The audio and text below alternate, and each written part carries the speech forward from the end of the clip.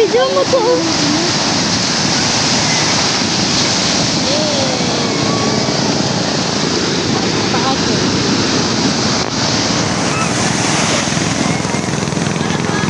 Tara.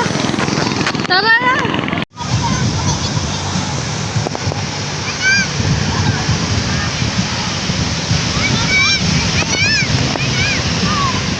So ayan nga guys, hindi pa rin tapos ang celebration. Niyaya nga kami mag-swimming ng mga kamag-anak ng asawa ko sa Olongapo. Dahil magsi-celebrate din sila. Siyempre, mahihilig kami, sasama kami dyan.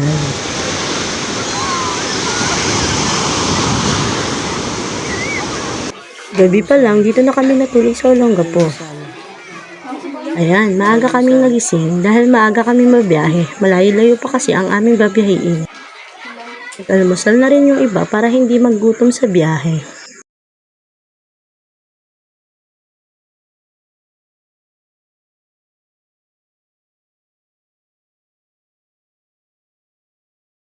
Check. Ito, kapatid ko ng asawa ko. Outfit check. At ito rin, kapatid din ng asawa ko. Ganda! Check. At isa pa to, yung pinaka-pogi-pogi daw. Outfit check. Sanaya. Sanaya. Ano? Tade. Outfit check, chola. Ito yung masarap eh.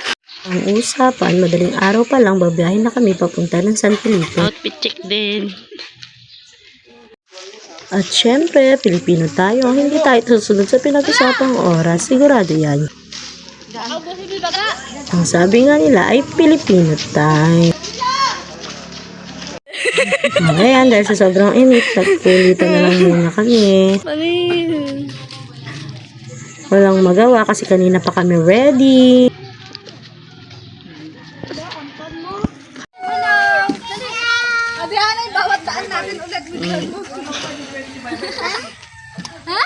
Another mo.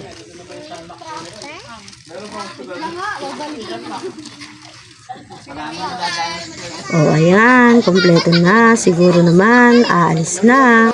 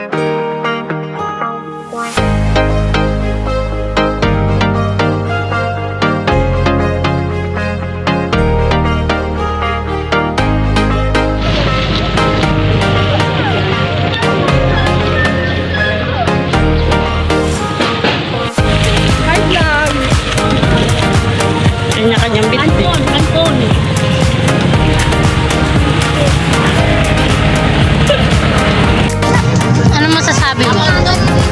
Malaki yung mainit tapos Wala na. Ano masasabi mo, Day? Sobrang sobrang solid. Sobrang liit.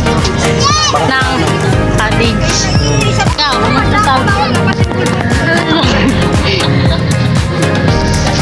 Kaya ba't pala buhangin siya? Ano masasabi mo, Chow? Ay! Ay! Wow! Masasabi mo? Ikaw. Hello, guys! Ay! Alam mo naman dyan! Talo mo muna siya, no? At yan nga, nakakarating na kami, excited at pinakanyang muna kami.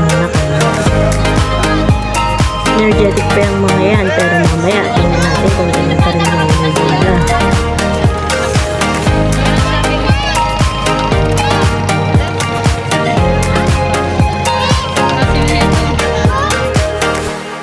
Ang dami nilang baon. Sira na naman ang diet ko neto. Akala mo naman talaga nagda-diet.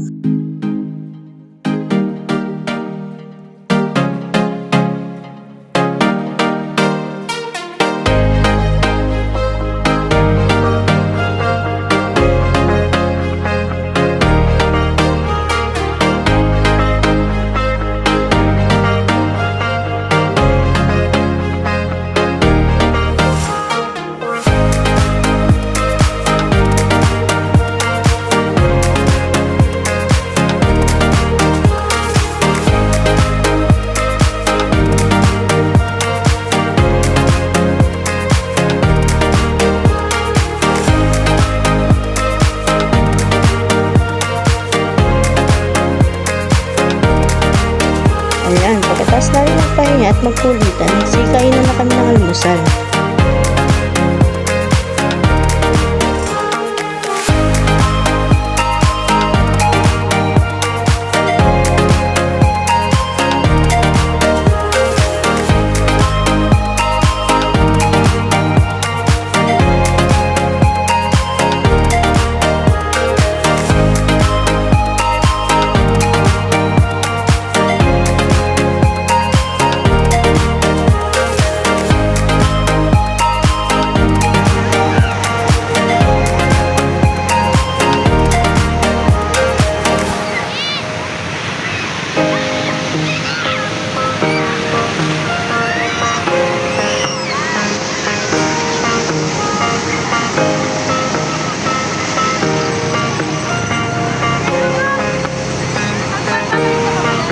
Habang naliligo na diba, nag-iihaw kami para naman pandagdag ng tanghalian. At ang mga bata dyan muna naligo sa dagat kasi walang magbabantay sa kanila sa dagat. At ang iba naman nandito nagkukulitan. Kain niyo rin ba ito tuwing nagsiswimming kayo?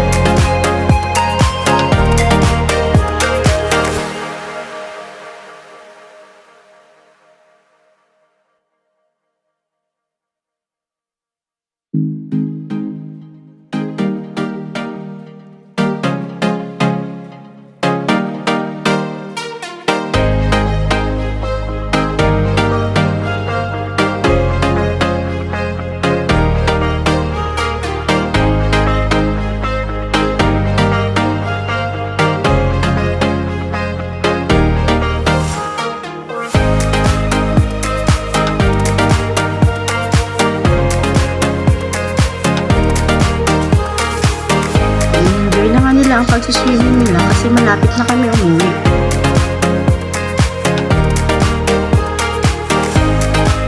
Parang may nagbabadya wala. naman sobrang lakas na ng alon, talagang hindi ka na rin makakaligo ng maayos.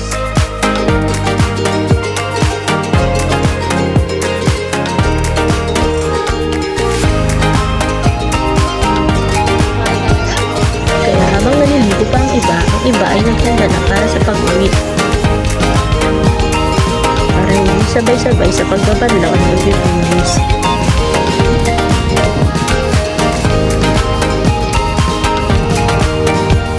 At yung ibang mga nakaredy na sa pag-uwi, mauna na para mapuntahan ng service.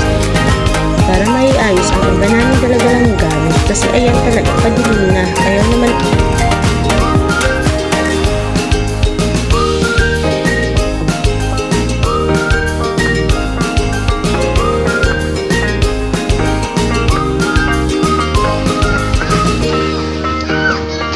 at ayan na nga, ready na kami sa pag-uwi para hindi kami mabasa kasi medyo umaambon-ambon na yan.